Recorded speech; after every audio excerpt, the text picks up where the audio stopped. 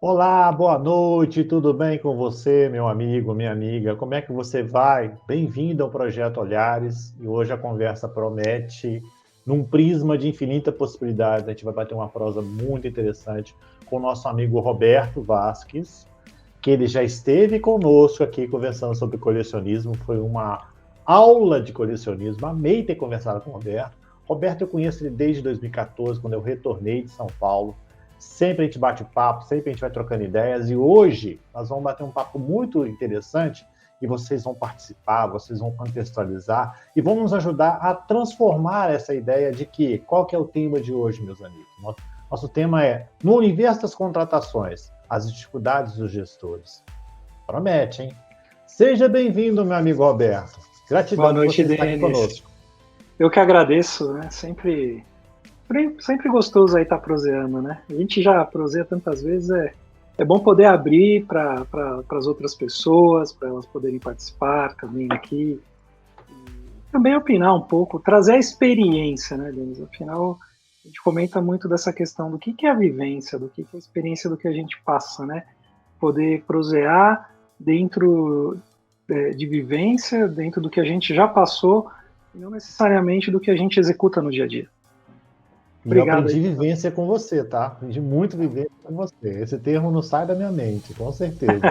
Sempre são trocas, né? A gente Com sempre fala que tem certeza. uma coisa reversa, né? Aprendendo junto. E para a gente começar, olha que lindo que o Joaquim falou com a gente aqui. Ó. Boa noite aos participantes do Projeto Olhares, com o convidado Roberto Vasco. Comentou Denis Castro, será um show de conhecimentos. Gratidão, Obrigado, Joaquim. Joaquim. Mais uma vez, tendo aí a tua audiência. Muito obrigado. Ô Joaquim, você sabia que o Roberto é de São Paulo também? Tá pertinho de você aí, ó. É Pirituba, não é, Roberto? Isso, momento aqui em Pirituba. Que coisa boa, é pertinho, Joaquim.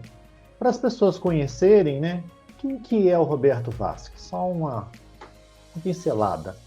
Bom, sou um profissional de comércio exterior de formação, fiz administração de empresas e comércio exterior pelo Mackenzie. Foi sempre na área do que hoje os nomes vão mudando muito, mas passou a ser atendimento ao cliente, customer service, customer care, sempre nessa área de B2B industrial. Né?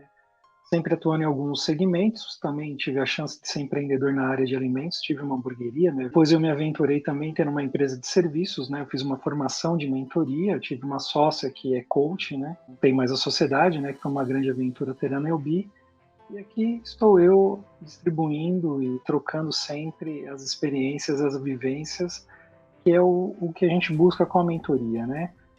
Atualmente atuo numa empresa, né, uma empresa que representa algumas empresas internacionais no Brasil, atuando numa parte de atendimento ao cliente com foco comercial. E aqui compartilhar um pouco do que eu sei, do que vivenciei, as dores, né, de quando nós estamos do lado contratante, fechar uma vaga, né?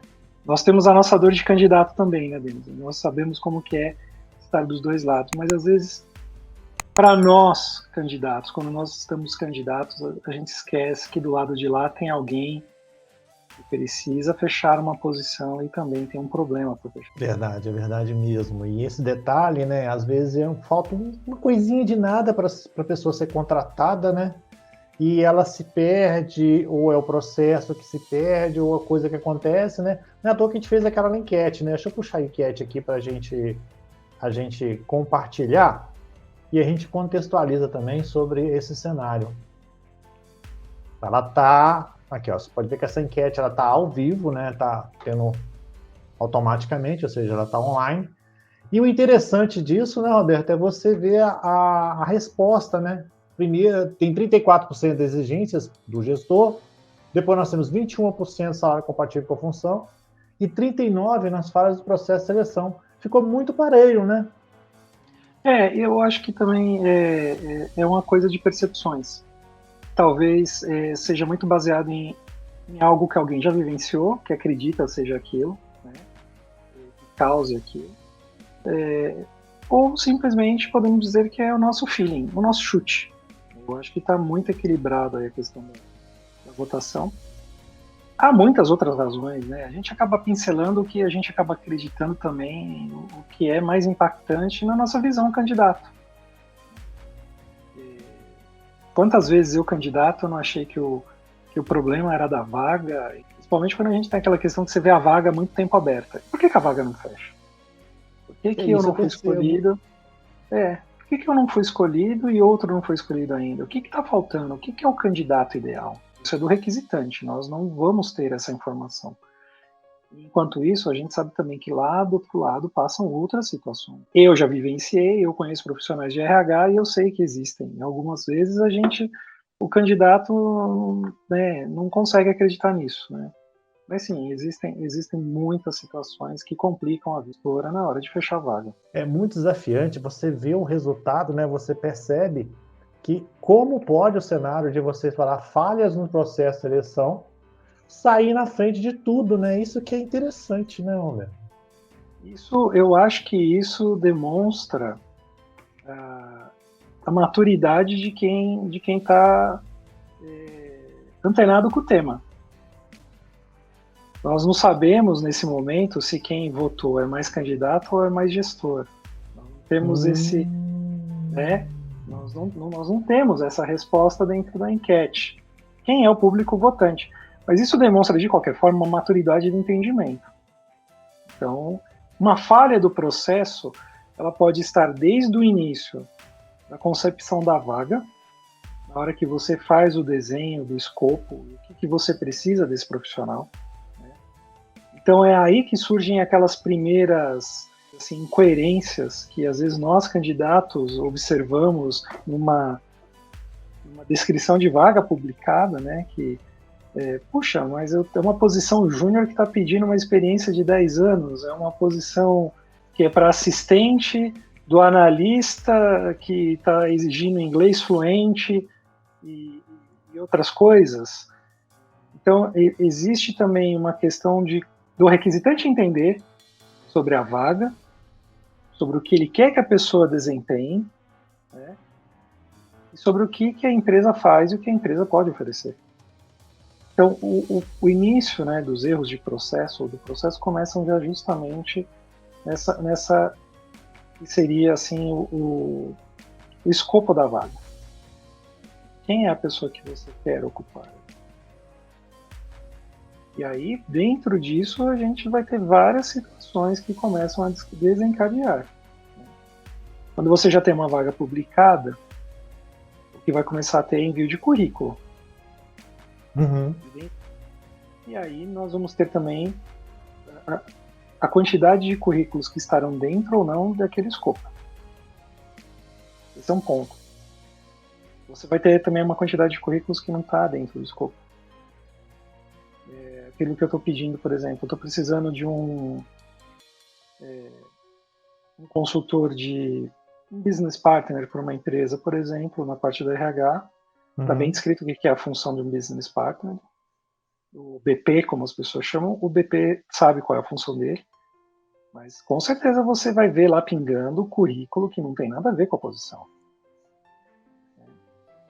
O ano passado eu tive essa experiência numa empresa familiar pequena que não tinha uma estrutura de RH, e eu podia ter participado de alguns processos. Eu ajudei e falei, olha, eu posso elaborar o escopo da vaga.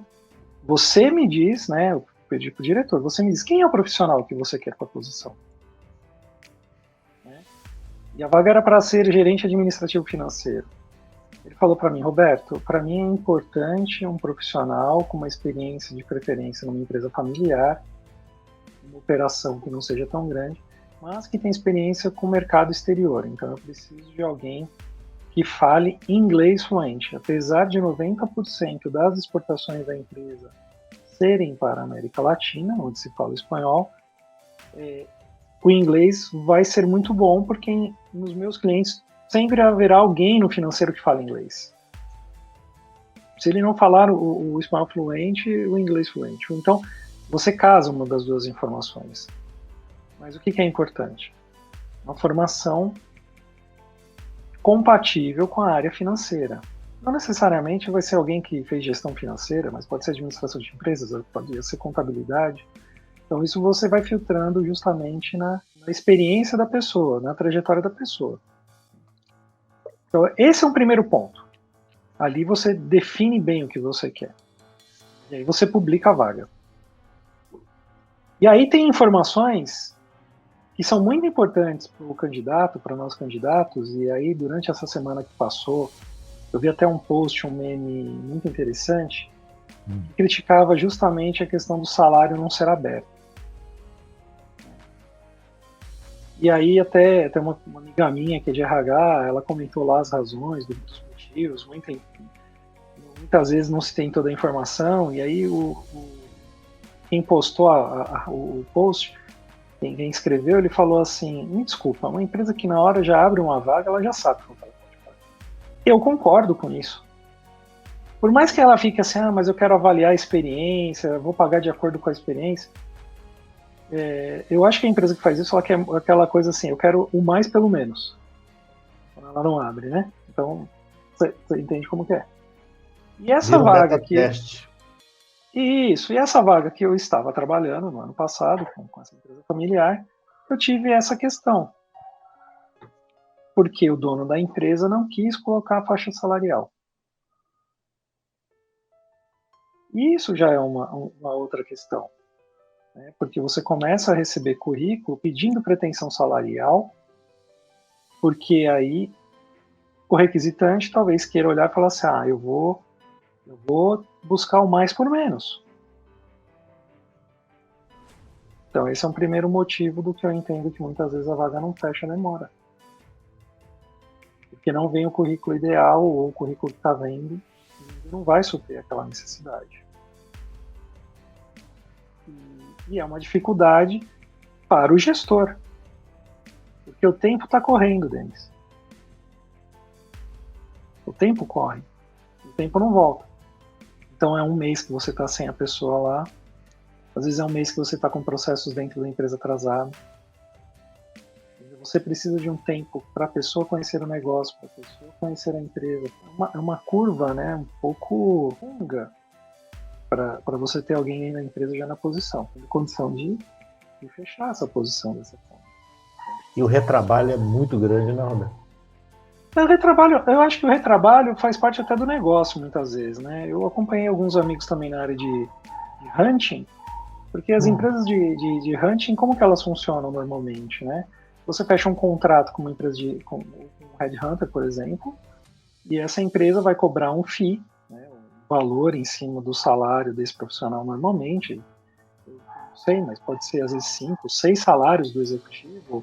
Se é uma posição um pouco mais média, que a gente chama, vai ser 4, 5 salários, justamente porque se houver o retrabalho, o que é o retrabalho? Você fez todo um processo, no período de experiência o profissional não ficou, a consultoria vai ter que fazer uma reposição do retrabalho pelo custo. Uhum. É a garantia. Você tem 3 meses de garantia, vamos dizer assim. Então, são os riscos. Eu acho que é um risco já do negócio você ter que calcular isso. O retrabalho, muitas vezes. E também tem muitas vezes que você faz toda uma negociação, Denis, e na hora H o candidato pula fora. Porque muitas vezes você escolheu alguém que está empregado e tem que pedir demissão. Uhum. Na hora dessa demissão recebe uma contraproposta. Isso é uma dificuldade do gestor também. Então não existem culpados, existem circunstâncias que a gente acaba colocando que vai gerando sempre um fiozinho aqui. Por que a vaga não fecha? São as dores do gestor. Hoje a gente pode depois fazer a contraparte às nossas dores de candidato, que vão ser enormes, da nossa experiência, de quantas vezes a gente ficou empregado, desempregado e tenta. A gente pode falar isso porque a gente tem essa experiência aqui. Né? Você sabe, a gente se fala aí há tantos anos, aí 6, 7 anos, então a gente sabe quantos perrengues nós dois assim já dividimos dessas situações. Né? Para quem está chegando agora, está nos conhecendo, está ouvindo, talvez olhar só o nosso LinkedIn lá não descobre o que tem por trás, né? Às vezes tem muitas dessas questões, né? Um outro ponto que a gente já viu também é a questão do ruído, né? Que a gente chama. Então, hoje, agora quem é a pessoa que está falando sobre o tema, mas ela fala assim, que nós já reparamos que existem muitos cursos de oratória. Mas não existem Demais. E não existem cursos de escutatória. Né? Eu achei muito interessante o vídeo que foi enviado, porque às vezes a gente tem uma dificuldade de parar e escutar. Ouvir é fácil, mas o escutar bem o que a outra pessoa está querendo. Então, e muitas vezes eu já vi isso acontecendo, de que o recrutador ou quem que vai ser responsável em colocar a vaga não concorda muito com as coisas com que o requisitante colocou. Os pequenos ruídos podem acontecer e isso gerar um contratempo no que seria o recebimento de currículos ou triagem dos currículos, muitas vezes para poder dizer. Né? Nós também temos os lados dos gestores. Existem alguns gestores que ainda estão vivendo um passado muito remoto, muito distante. Acaba sendo um tipo de gestor que cria alguns tipos de preconceitos, né, sobre pessoas, sobre situações, sobre desde onde a pessoa mora, desde onde a pessoa estudou, enfim, isso se a gente não for falar de outras características, né, que a gente sabe que acontece, não aprofundando a situação, mas o amigo que está aqui escutando a gente vai entender muito bem isso do que a gente está dizendo, e acontece, nós vemos todo dia situações aí que às vezes podem ser comprovadas como algum tipo de preconceito. Né? A infinidade de situações que o gestor tem de dores, né, provocadas por ele mesmo, cortando na carne, ou porque o mercado o exige, o mercado faz acontecer, né, realmente é grande. É verdade, Roberto. O nosso foco aqui é que a gente sabe que a empatia faz muito por tudo e por todos. Né? Uhum. E não vai diminuir a dor de nenhum candidato que a vaga não chega, ter empatia por um requisitante de vaga, ter empatia por uma situação do outro lado. Mas o que eu digo é um trabalho muito árduo para quem está trabalhando na parte de contratação. Seria muito fácil falar assim, baixa as exigências, aumente o salário, mas existe sempre uma conjuntura de uma estrutura que a gente não tem como resolver. Lembrei de um caso de um desabafo do LinkedIn há uns anos atrás, que a pessoa estava se candidatando a gerente de marketing no mercado, era um gerente de marketing, estava muito bravo, que era um absurdo as vagas de pedindo gerente de marketing para pagar um salário de 5 mil reais. Nossa.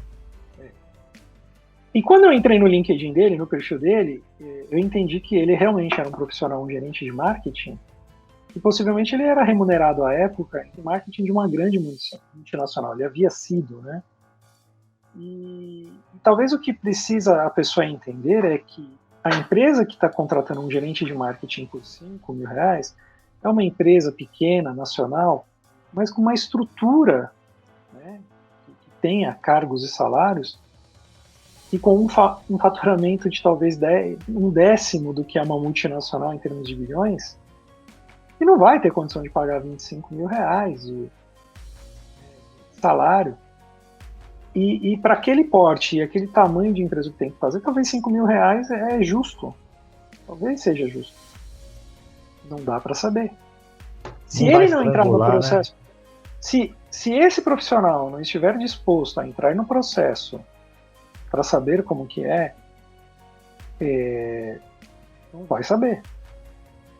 Outra coisa, aí a gente entra naquela outra pergunta, ou naquela outra situação assim, para que serve então você pedir também a pretensão salarial? Já serve para você ter um filtro, se você é empresa pequena, de estrutura familiar pequena e precisa ter um gerente, e a hora que você pega um currículo, você sabe que você pode pagar 5 mil reais, e veio esse currículo dessa pessoa de uma multinacional que ganhava 25 e coloca a pretensão em 20, você não vai chamar para não perder nem o seu tempo, nem o tempo do candidato. Então, existem sempre motivos. E veja, o candidato lá não está sabendo nem que a empresa é pequena, né? nem que o salário é 5 mil, mas ele vai ficar frustrado que vai ser mais um currículo e mandou e não teve informação. Porque muitas vezes a gente tem que reconhecer que não vai estar aberto o nome da empresa, né? Talvez tenha uma empresa de recrutamento e seleção por trás nas empresas menores. Como eu mesmo fiz um trabalho de recrutamento e seleção dessa empresa que eu trabalhei no ano passado. Como que funcionava a parte do recrutamento e seleção? Era feito isso, através do diretor comigo, os melhores currículos que ele selecionava, ele encaminhava para uma empresa de RH, fazer a aplicação de testes deles. Então, veja, ele não pagava a triagem dos currículos. Né? Então, eu acho que tem que ser trabalhado dos dois lados. O gestor tem muita dor. A gente que às vezes precisa estar do outro lado e entender. Olha que interessante, Roberto. Nós temos duas professoras aqui, ó. Temos uma professora de autoconhecimento, que é a Suzana. Eu quero conversar com você. Estou guardando você me fechar para a gente bater um papo. É uma professora excelente de autoconhecimento. E temos também a Natasha, que eu tive uma live com ela sobre francês. Bonsoir, meus amigos. Então, você falou de línguas, ela apareceu aqui, né? Só para você ver como é que é a identidade dessas duas professoras. E o Joaquim colocou aqui, ó. Ok, todos merecem nosso respeito e gratidão, como você, Denis Castro, que é um profissional audível de mais profunda admiração pela forma incansável com a qual se dedica a seu objetivo e profissão, uma determinação com o projeto Olhares. Ele completou. Ok, tenho certeza que esta falha no processo de seleção, pois pede muito para ocupar a vaga.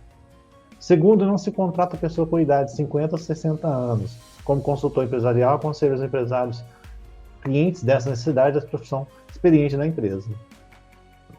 Aí ele tocou numa, né? Olha, eu vou te dizer que eu tenho um texto, eu escrevi sobre... Aí ele tocou nisso aqui, né, Roberto? Eu participei de um processo seletivo aos 36 anos que o CEO da empresa falou que eu era velho para a posição. Eu também já participei, a pessoa é velho. E aí as pessoas falam assim, mas como o CEO da empresa falou isso para você? Foi uma empresa de tecnologia, o presidente da empresa não era brasileiro, ele veio de Taiwan, e ele tinha 28 anos de idade. Então eu tinha 8 anos de idade a mais que ele. E ele falou assim para mim, Roberto, eu de verdade, eu não sei porque eu te contrataria. Você vem de um segmento de bens de capital gira tudo muito lento, porque uma máquina você compra, deprecia em 20 anos. O celular eu jogo fora a cada 6 meses. E isso foi há 9 anos atrás. 9 anos atrás. Mas no final do papo ele falou assim, por outro lado, Roberto, você tem duas coisas muito boas que me faltam aqui. No meio dos jogos. Faltam um inglês muito bom, porque a entrevista foi toda em inglês com ele e ele não tinha outra pessoa que falasse em inglês também para acompanhar ele. Então transparece ter uma maturidade que falta para esse pessoal daqui. Então eu acho que o que pega muito aí em muitas empresas é não aproveitar a senioridade para fazer uma triagem de maturidade para acompanhar os mais novos. Por que eu digo senioridade? Porque o fato de ter mais idade não significa que a pessoa seja madura. Uhum. E outra coisa, a maturidade não está relativa à idade em nada quando a gente fala no campo profissional dele. Então o que eu quero dizer é assim, eu estou aprendendo agora na empresa que eu estou a gerenciar um parceiro de comunicação e marketing, uma agência de comunicação e marketing, tá? Então, a empresa que eu estou, a estrutura é pequena, não tem um gerente de marketing, mas é a empresa, e eu estou assumindo essa função. Então, a minha maturidade nos processos de marketing, de comunicação, é uma maturidade muito baixa. Eu não tenho maturidade suficiente para conduzir ou liderar os processos de marketing, de comunicação da empresa. Posso usar a minha maturidade de negociações, que eu faço isso bem, para conduzir algumas coisas e negociar melhor o que pode ser feito. Mas o que vai ser feito, quem vai ditar é quem tem a maturidade no negócio. E aí eu tenho que confiar nos profissionais de marketing e de comunicação que estão trabalhando para a empresa. E isso se aplica em muitas outras áreas. Por isso que eu acho que é muito interessante aquele filme que a gente já conversou sobre isso, né? Eu acho que cabe muito bem na parte disso, de maturidade, né? Que é o nosso querido senhor estagiário. Em inglês, o The Intern. Isso. E eu acho um filme fantástico para exemplificar essa questão do que é maturidade. A gente fala de uma personagem que ao decorrer do filme, né? Eu não queria dar spoiler, quem não assistiu, desculpa, né? Mas a gente tem ali o Robert De Niro, que tem um papel fantástico, ele faz um papel de um aposentado, viúvo, né, que depois de viúvo sozinho, com a filha morando, se não me engano, em Chicago, ou ele é Chicago e a filha não lembro onde, sozinho ele se viu, falou, eu preciso fazer alguma coisa diferente. E viu uma vaga de estagiário numa empresa de moda, né, de tecnologia de moda. De internet de moda, isso mesmo. Internet de moda, e foi lá, se candidatou. Passou por um processo de seleção, né, que eu acho legal para quem não assistiu assistir e entender como foi o processo de seleção. Ele foi um candidato, foi aprovado, entender por que ele foi aprovado, né, porque é uma empresa cool, uma empresa bem assim, avançada, então ele foi. E aí a gente entender, dentro do contexto do relacionamento dele com outras pessoas, por exemplo, com a Anne Hathaway, que é a dona do negócio, né? Os pontos de vista de maturidade. Então, ele, com uma maturidade muito frágil do ponto de vista para as coisas de tecnologia, dificuldade de sentar no computador e ter um jovem que vem aqui, não, olha, você faz assim, assim, assim. Ao mesmo tempo que aparece o jovem muito imaturo no lidar num relacionamento, tentando paquerar uma colega de trabalho. E ele dá uma aula de mentoria de como ele pode fazer para não quebrar a cara de novo, né? Olha, faça deste jeito. Então, o universo do senhor estagiário é muito bom para a gente entender pontos de maturidade de qualquer pessoa. Maturidade não tem nada relacionado com idade. Ele declara isso muito bem na entrevista, né? Eu não aguento é quando você vê o recrutador falar assim, o que você se vê daqui 10 anos? Né? Pessoal, estou com 70, 80. Não, esquece. Então, né, as perguntas padrões. Isso é uma coisa muito interessante, das perguntas padrões. E aí a gente entra naquela também, a sketch que eu comentei, né, que a gente tem lá no Porta dos Fundos, sobre perguntas né, de entrevista, né? Eu gosto do Porta dos Fundos nessa especificamente, porque a pergunta é justamente, né, aquela coisa de querer ser muito moderno e falar assim, que animal que você seria? Se você pudesse ser um animal hoje, que animal você seria, né? E é muito inteligente o teatro como vira. Quem não assistiu a essa sketch do Porta dos Fundos, é só digitar ali no Google, que você vai colocar entrevista de emprego, Porta dos Fundos, para poder entender como isso, para poder entender que fala assim, lógico, nós candidatos a gente nunca vai chegar naquele, eu não vou dar spoiler, mas vocês vão entender, eu não vou chegar naquele ponto, mas é uma bela sátira, uma bela crítica para dizer assim, puxa, mas que tipo de pergunta é essa? Qual é o objetivo da pergunta? Né? Eu acho que o RH já avançou muito, mas eu já participei de entrevista do passado que tinha essa pergunta, né? Que animal que você quer ser? O que você gostaria de ser? E eu acho que eu sou sempre, eu acho que é muito assim, eu acho que menos é mais. Menos é mais. Eu acho que para cada função que a gente precisa ter alguma pessoa, a gente tem que ter a clareza do que a gente precisa na vaga. Então, como eu trabalhei sempre na área internacional, sempre o dia a dia eu tenho que falar com o exterior, e isso continua e nunca parou na minha vida, primordial para mim, se eu vou contratar alguém que precisa atender o telefone no meu lugar, precisa falar, o Roberto não está, precisa executar alguma coisa que eu não esteja, é o idioma. É primordial. Por conta disso, a minha área já não paga melhor por alguém falar inglês, espanhol, francês. Não paga. Não paga mais por isso, porque já é esperado que nesse departamento o diferencial não vai ser o idioma. Por outro lado, num departamento como contábil, eu já posso até dizer para as pessoas que estejam assistindo, quem é da área financeira, quem é da área contábil, quem é da área de qualidade, tem muita posição carente de quem fala inglês e possa se destacar para conversar com os pares de fora. Então você pode ter, na área de direito, por incrível que pareça, tem muita área jurídica de empresa multinacional que é difícil achar um profissional que fala inglês, que domine o inglês daquela área, né? Então fica aí a dica para quem é da área, pensa no idioma. O MBA não vai fazer tanta diferença agora, mas o idioma é importante. É porque ele estando processos lá, mais fácil, né? Ele pode estudar lá dentro. Se já está lá dentro, é mais fácil ainda. E se ele se prepara, pode ir para qualquer lugar depois. Há uns 10 anos atrás, eu tive um processo seletivo que eu precisava de um assistente para o departamento, era para o atendimento a cliente. O nosso atendimento a cliente não era um atendimento no industrial, não é 0800, não era um grande volume. Para a vaga, para eu desenhar a vaga, o que eu precisava? Eu precisava convencer, na época, o meu diretor que eu precisava da pessoa. Então, tudo bem, eu tinha volume, eu falava, olha, eu preciso para atender melhor uma pessoa. Ele me deu um budget.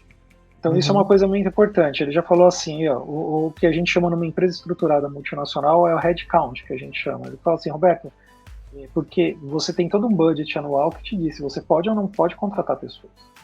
Às vezes você não tem mesmo condição de contratar, pagar os impostos, essas coisas.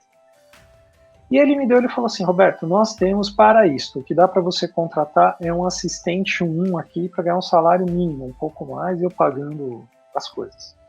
Tá bom. Então, com isso definido, eu sei que eu tinha limitações para contratar uma pessoa. Não ia adiantar eu pedir alguém que falasse inglês. No departamento sendo internacional, porque eu não vou conseguir trazer alguém com inglês que vai ganhar um salário, vai ganhar para ir embora. Inviável, não adianta. Né? Então, assim, é consciência. Não adianta eu colocar que eu quero 3 anos de experiência, 4 anos de experiência, porque alguém com 3, 4 anos de experiência já estava ganhando mais do que isso. Se eu for trazer alguém que está desempregado, e muito provavelmente na primeira oportunidade eu não consiga cobrir o salário, vai embora. É outra dor minha, eu vou perder o funcionário como gestor. De novo, ter todo o ciclo do processo. Então, baseado nisso, eu fechei um escopo. Então, quem é o profissional que eu quero? Então, estou disposto a pegar alguém que seja o primeiro emprego. Estou disposto a ensinar o serviço. Então, a partir do momento que você tem a definição que é esse profissional que você quer, você vai buscar aquele que melhor se desenvolve num bate-papo, num teste, para pegar as coisas rápidas. Então, o que é importante para mim? A velocidade de raciocínio. E a velocidade de raciocínio, eu não estou dizendo que eu tenho que colocar ele ali, eu não fiz nenhum teste de lógica, não é isso. É um bate-papo. É a pessoa que não está se perdendo na resposta, a pessoa que você pergunta e a pessoa já entende que o tipo de pergunta, né, a gente pode conversar um outro dia, algumas técnicas de entrevista que pode ajudar o pessoal, né, mas a gente pode fazer uma live rapidinha com algumas técnicas para candidatos, tá? Então, assim, a pessoa que está entendendo que a pergunta é aberta, a pergunta é fechada, né, que a resposta é sim ou não, e não é divagação, que eu tenho. Não, mas eu te perguntei tal coisa. E o teste que eu apliquei, que eu achei que era muito importante, era uma redação. Então, olha, tá aqui. Escreve aqui para mim, tema livre, o que você quiser. Qualquer coisa da atualidade. Porque clareza de ideia é muito importante para você poder desenvolver com o cliente. Então, escrever bem, não cometer os erros de português, esse foi um dos critérios que eu tive. Então, eu não vou poder ter alguém com inglês fluente, pelo menos que o português, que vai atender bem o telefone, que vai digitar bem o e-mail, né? E eu tive sucesso em encontrar a pessoa. E isso foi uma coisa muito interessante, porque quando eu encontrei a pessoa nunca tinha trabalhado e tinha até pós-graduação deles. Que legal! O rapaz terminou a faculdade, o irmão dava aula na faculdade e tinham acabado de lançar um curso EAD. E ele foi um dos primeiros a fazer um teste e ele fez uma pós-graduação EAD pela faculdade. Hoje você vê que é uma coisa, isso há 10 anos atrás, 12 anos atrás, e hoje é uma coisa tão corriqueira, né? Naquela época as pessoas perguntavam assim, mas você acha, qual é o valor que você acha de um ensino à distância? 10 anos atrás a pessoa vai falar assim, eu não vejo o valor. E hoje eu acho que é uma das coisas... Nós estamos fazendo aqui praticamente um curso, né? A gente faz, eu fiz um curso da Universidade de Irvine, da Califórnia, e online. Uhum. Você vê como que é, né? E aí, quando eu apresentei o currículo, eu falei, eu quero contratar esse rapaz, tinha pós-graduação, o diretor na época falou assim, Roberto, ele não. Eu falei, como ele não? Por que ele não? Não, porque ele já tem a faculdade, ele já tem a pós-graduação, e ele não vai ficar aqui 6 meses e ele vai ter uma nova proposta e vai embora. E aí eu falei para ele, assim, olha, deixa eu te falar uma coisa. Se ele em 6 meses estiver bom o suficiente para receber uma proposta e ir embora, e eu não posso segurar, eu vou ficar até lisonjeado. Uhum. Isso significa que o trabalho aqui... Eu vou ficar feliz que o trabalho aqui da empresa nossa fez isso por ele. Porque se a gente não puder segurar ele, não é um problema dele, é um problema da empresa. Uhum. E quando você traça essa vaga, quando você fez, o interessante, né, Humberto, que você colocou o início dela, você colocou as barreiras dela, e depois você colocou o fim nela, ou seja, a vaga em si, ela foi construída de forma uniforme.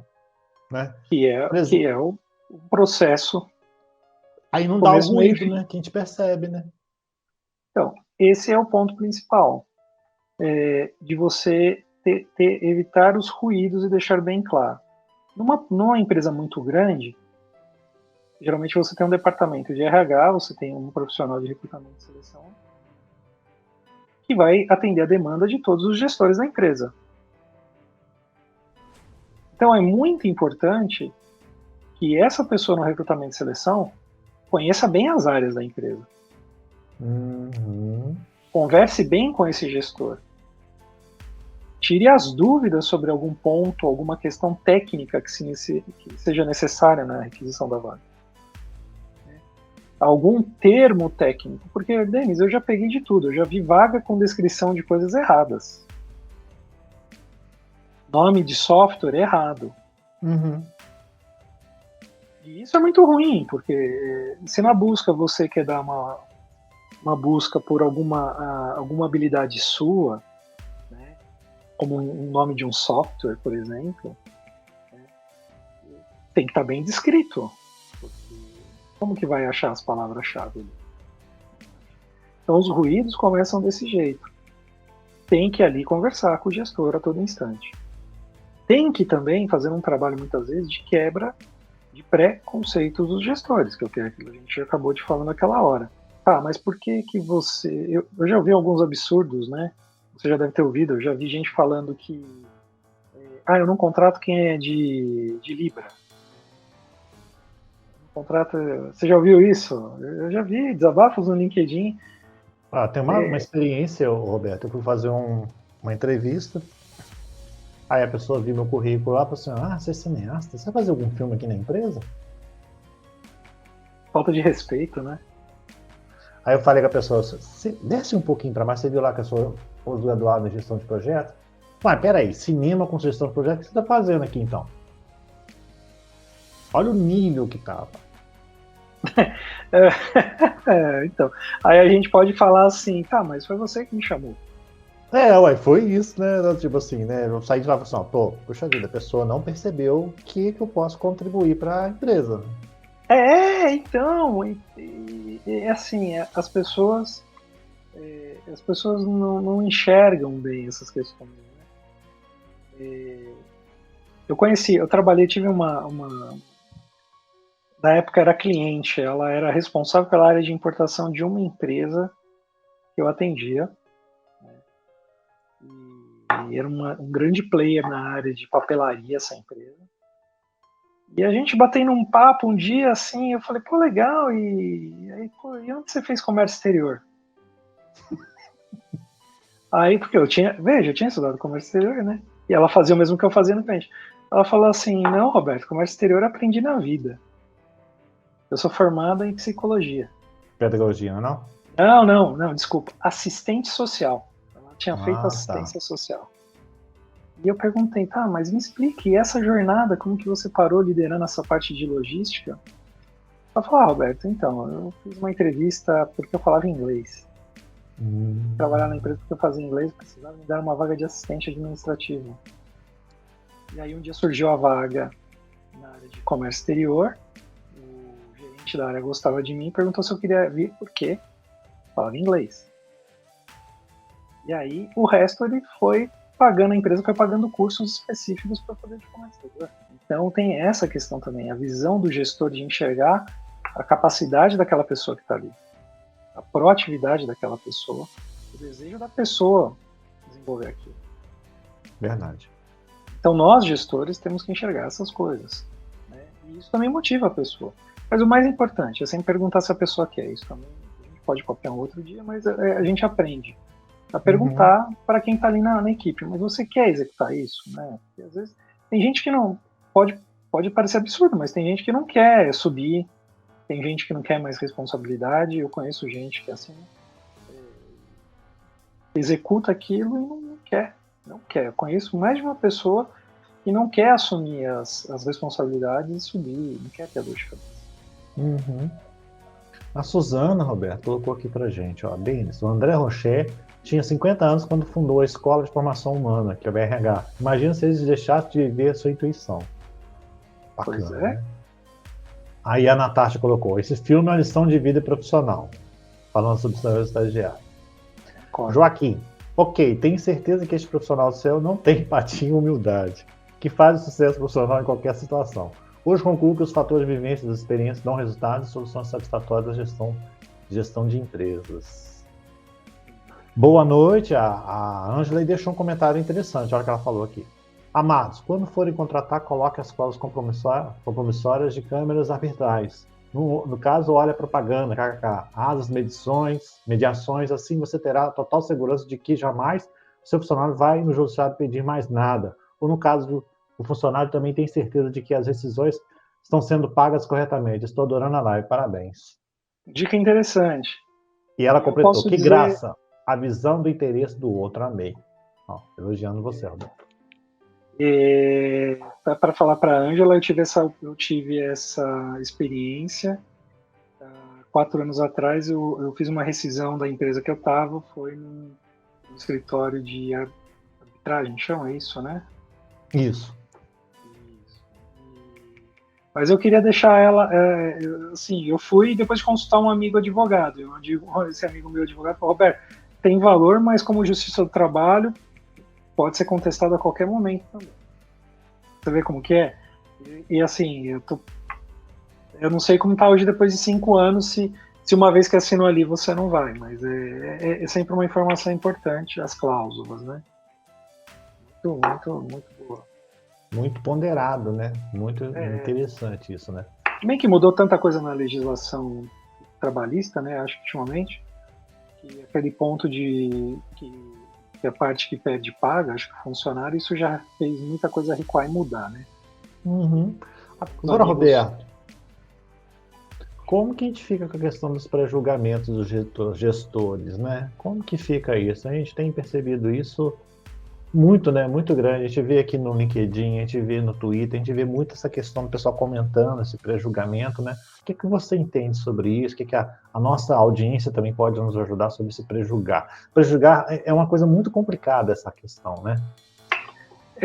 Isso é um problema muito grande, porque tem muito gestor que não evolui a cabeça, que não consegue entender como o mundo evolui, e acaba se gerando essas situações de que aquela pessoa, né, porque a aparência dela, ou por conta disso, ou por conta daquilo, né? E eu tenho uma experiência pessoal que aconteceu há 3 anos no máximo. Eu tive uma triagem pelo telefone, uma multinacional da área de moda muito conhecida. A pré-entrevista no telefone foi espetacular, com uma profissional. Ela falou, Roberto, eu acho muito legal a tua experiência, eu acho muito legal a tua vivência, eu acho que faz sentido prosseguirmos com a sua candidatura. Eu vou passar para outra pessoa, que vai ser a pessoa que vai dar continuidade na entrevista, você vai falar com a pessoa tal, no agendamento tal. E essa segunda foi presencial. Eu me recordo até hoje, Denis, a hora que a moça veio na recepção para me pegar, né, para ir para a sala, a cara de decepção dela.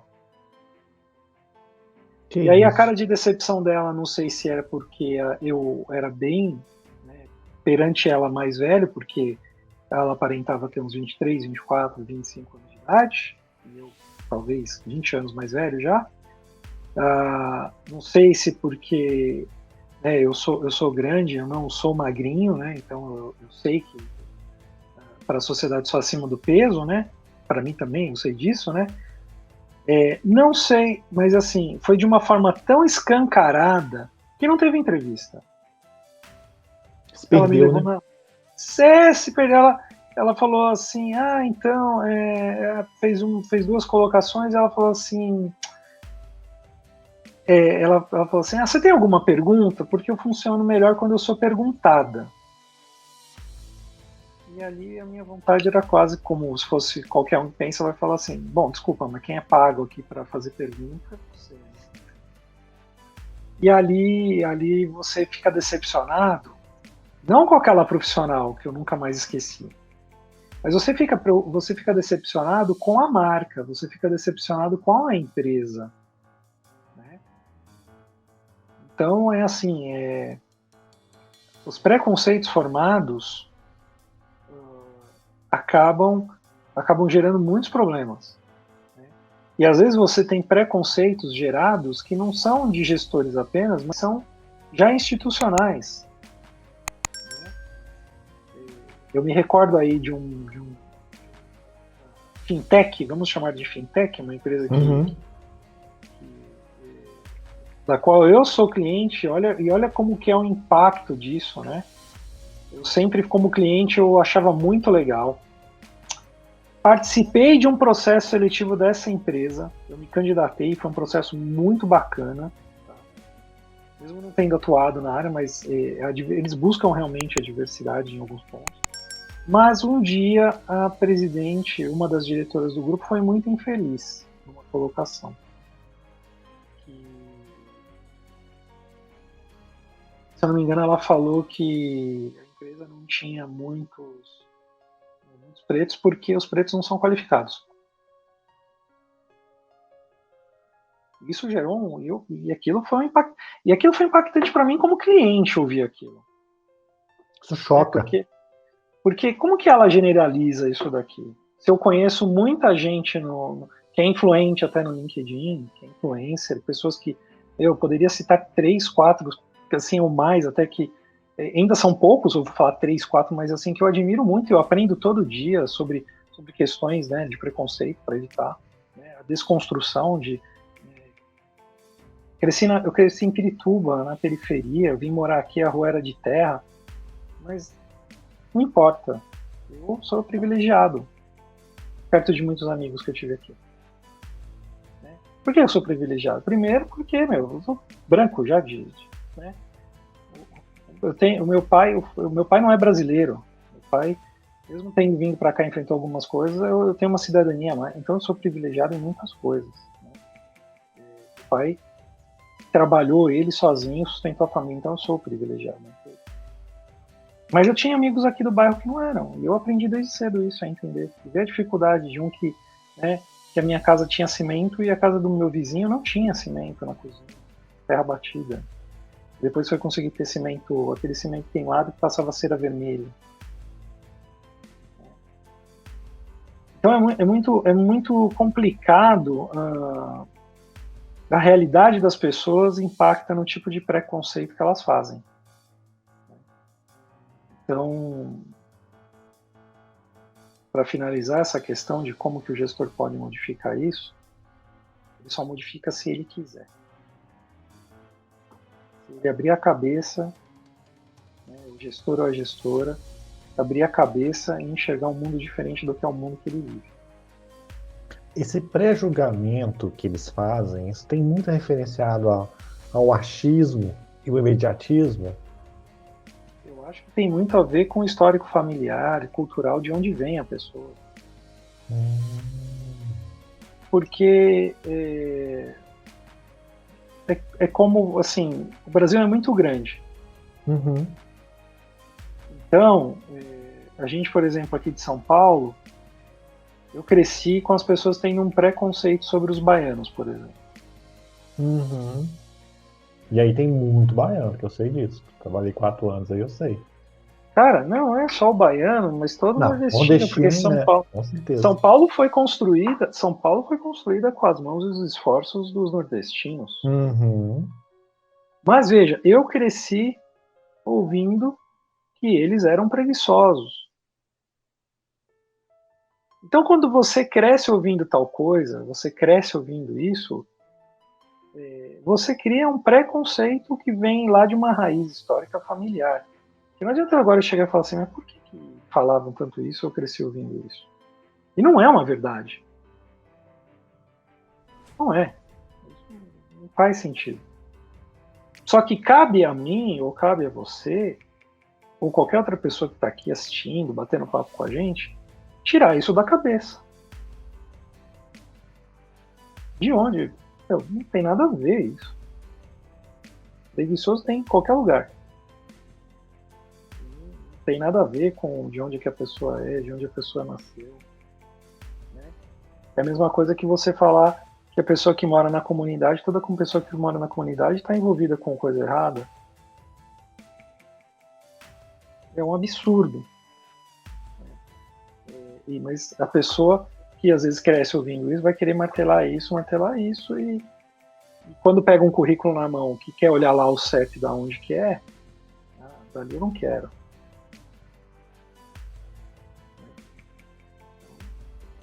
Temos este problema.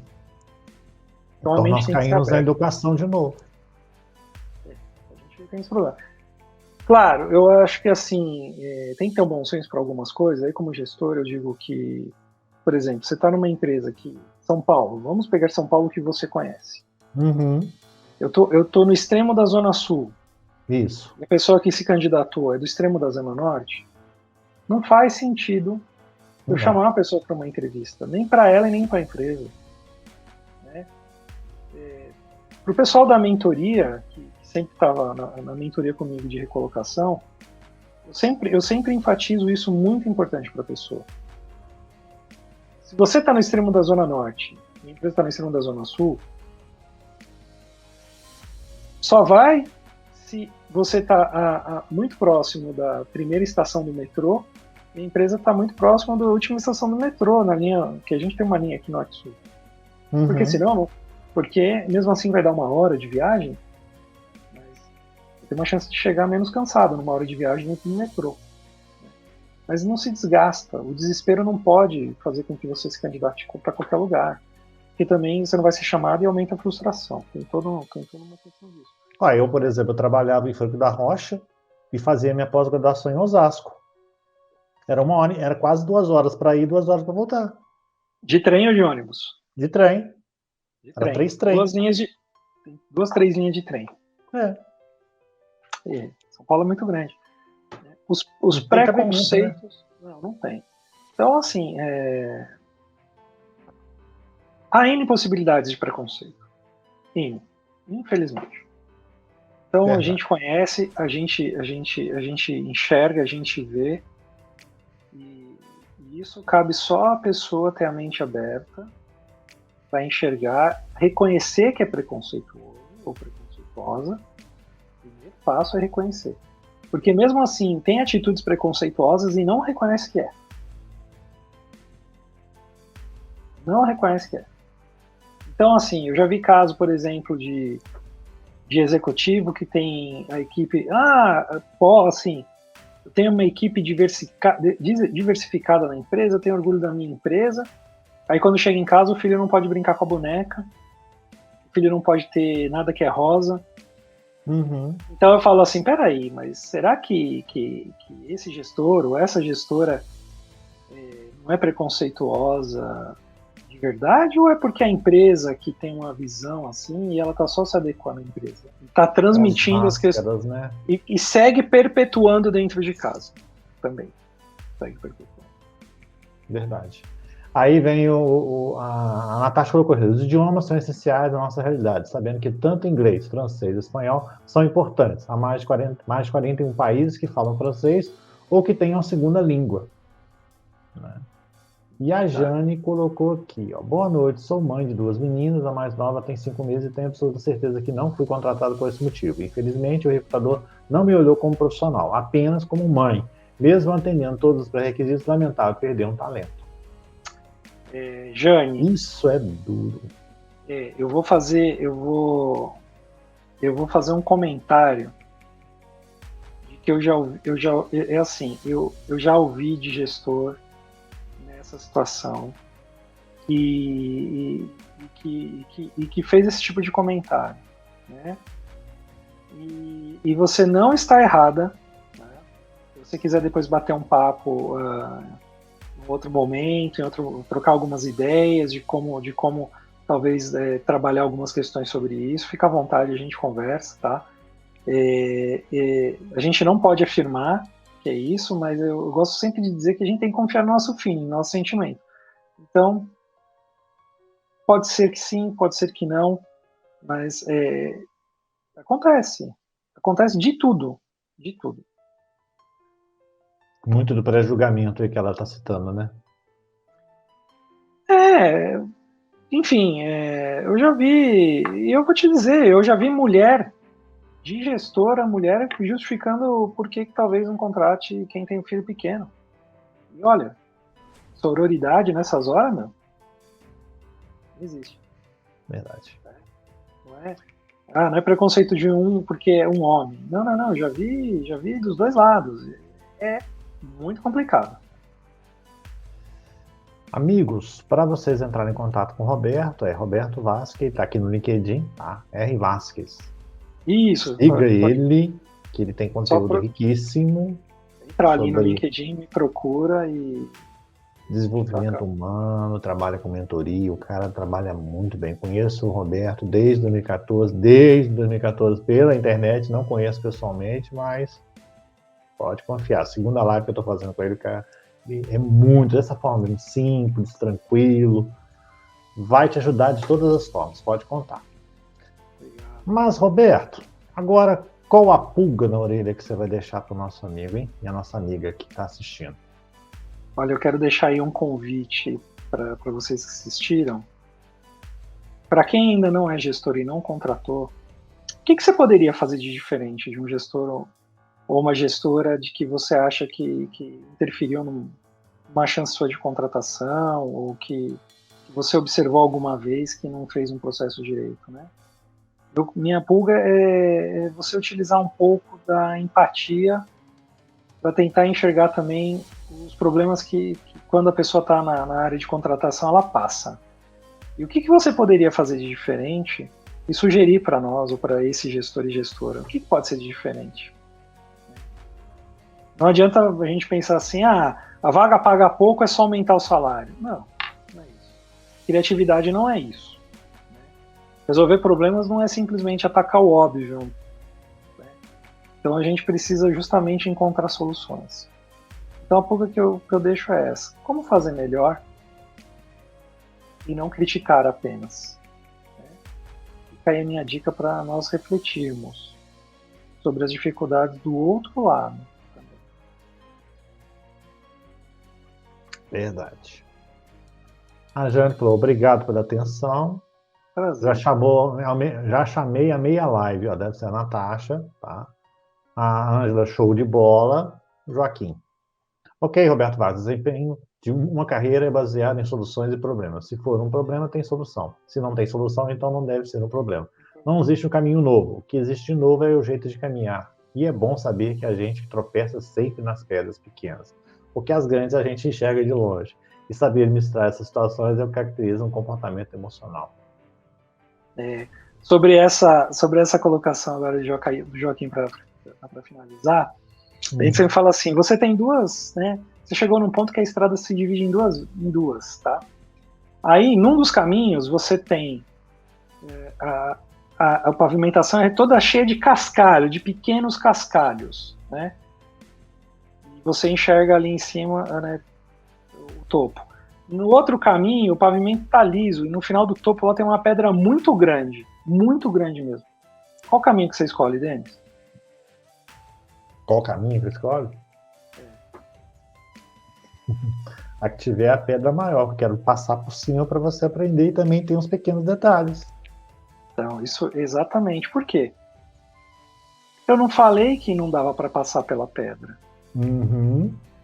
A pedra tá lá, ela só é grande. Em compensação, outro caminho de cascalho, você vai escorregar nas pedrinhas, vai se machucar inteiro muitas vezes, né? Uhum.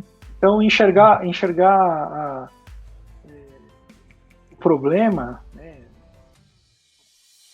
e o caminho que você vai fazer para o problema é o mais importante. Para quem colocou certo aí, né? Uma metodologia é essa. Se tem um problema, tem uma solução. Eu me lembrei, Roberto, de uma entrevista que o Ayrton Senna falou. Ele falava sobre o seguinte: como é que você passava bem nas chinquenes? O que é a chinquene? Aquelas curvas fechadas, né? Dentro de uma reta. Ele falava assim: se você desacelerar, você roda. Você distraciona, né? Você gira. Então você tem que manter focado. Porque aquilo ali é um desafio para você. Porque se você pegar aquilo ali, pede para você parar. Só que se você parar, você gira. Entendeu? Percepção. Então, tipo assim, era mais fácil você, por exemplo, como debaixo do carro tem aquela proteção, ele passava direto, não tinha problema. Mas aqueles que faziam devagar, rodava. Experiência, né? E observação. Talvez ele observou muita gente fazendo errado para poder fazer o certo muitas vezes, né? Verdade. Suas considerações finais, meu amigo. Que Não. live maravilhosa. Deus te abençoe. Foi muito lindo. Sempre muito bom trocar essas informações, trocar essas ideias, né? E depois deixar registrado ali para o pessoal que ainda tem a enquete rolando. Uhum. Se o pessoal puder compartilhar a enquete também e depois ter os resultados a mais do que a gente, não sei como está agora, mas a falha nos processos é o que estava praticamente aí cabeça a cabeça, né? Eu acho que... Apareceu aí. Agora sim. Ó, tá lá, ó. 39 ainda, com 34 e 21. Mas aumentou, deixa o comentário. Então, ou seja, o pessoal tá interagindo bem. Isso é o mais legal. Eu acho que o importante é trazer para nós as percepções. Uma coisa que eu falo que é importante. E o interessante é os comentários, né? Eu não tenho a vivência de tudo. Né? A gente traz aqui a nossa vivência, a nossa experiência. Eu não passei por tudo. Com certeza, se eu tivesse aqui com um profissional de RH, porque eu não estou trazendo a visão de um profissional de RH, né? O profissional de RH ou algum gestor que vivencia a contratação o tempo inteiro vai trazer uma visão diferente, discordante ou concordante, não sei. São oportunidades. Eu acho que o comentário é justamente trazer para nós uma visão diferente do que a gente está habituado. Verdade. Uma metáfora que eu posso deixar, meu pai sempre me ensinou, né? Que, por exemplo, o Sol tem uma função, a Lua tem uma outra função. Uma laranja, por que ela é tão gostosa? Porque de noite a Lua dá o sabor. E de dia o Sol dá energia. Às vezes você pega aquela laranja que às vezes ela está com uma assadinha de nada, mas ela está por dentro, cheia de energia e sabor. Né? O Joaquim falou aqui, ó. Parabéns pela live, Roberto. Sensacional. Obrigado. Roberto? E entraremos em contato, Joaquim. Vamos bater um papo, já que você está em São Paulo. Em São Paulo é pertinho, tranquilo. Então, tá em São Paulo, a gente uma hora marca um café. Eu não sei de onde que o Joaquim é, mas é perto, talvez acho que é perto de você aí também, tá? Não, mas que não seja, a gente marca uma live aqui. Claro, metrô rapidinho, tá? Bem, Marca aí um shopping, é tranquilo. Entendeu? Mais uma vez, muito obrigado aí pelo momento, pelas trocas que a gente vem muito antes da live, né? A live é só a ponta que a gente acaba compartilhando com as pessoas, mas a gente acaba tendo prosas como essa, muitas vezes fechadas, né? De outros temas, outros assuntos, né? Agradecer ao pessoal que teve aí a vontade de assistir, de estar acompanhando, de ficar até agora. Né? A gente pode alongar, estender, fica o convite para todo mundo, né? E a gente marque outras, né? O pessoal também, né, que quiser assistir a anterior comigo, que era sobre... Eu só falei sobre modelismo, né? Praticamente o colecionismo que eu tenho, né? Também é bem descontraído, né, para falar dos aprendizados do colecionador. A gente fala muito dessa questão do olhar para o outro, o colecionador principalmente. Né? Fica aí o convite. E a hora que quiser, manda lá o convite no LinkedIn, chama lá, manda mensagem. Perfeito. Compartilha. Essa é a ideia do Projeto Olhares. A gente vai ter esse papo aqui, não tem interesse em vender nada, o interesse é ajudar e compartilhar informações, né? Trazer o questionamento, eu acho que é uma coisa que está faltando nas escolas, eu percebo isso. A gente não questiona, a gente só está engolindo, a gente não está conseguindo mastigar, a gente não está conseguindo pensar. Então, quando a gente tem esse Projeto Olhares, quando a gente tem esse bate-papo, igual a gente teve aqui, é um bate-papo suave, sem pressa, com tranquilidade, os amigos interagindo, passando experiência, isso que é bacana, Roberto. Gratidão mesmo pela sua oportunidade. Igualmente. E pela segunda vez, gratidão mesmo. Muito linda a prosa, muito linda mesmo. Deus abençoe. Muito obrigado mesmo. Que venham as próximas, Com certeza. Meus amigos, gratidão, fique com Deus e até a próxima. E convide um amigo aí para assistir a live do Roberto, que está espetacular.